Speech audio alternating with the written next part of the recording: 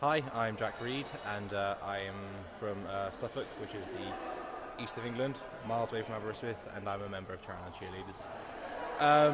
It was in my second year of university. My best friend, essentially, she kicked open my door to my room one day and said, "Get up, get dressed, we're going to cheerleading." And, well, ever since then I've essentially been a member of the team. I don't go to any of the games and do anything that side, but the competitions I do. I've got a competition coming up this Sunday called Ice in Manchester. I'm really looking forward to that. A lot of time, time and effort has gone into this competition, and I'm hoping we'll do really well, because if we don't, I think I'll cry. Yeah, social life is great. The girls are fantastic. We have our socials on Wednesday, and they're always really good fun.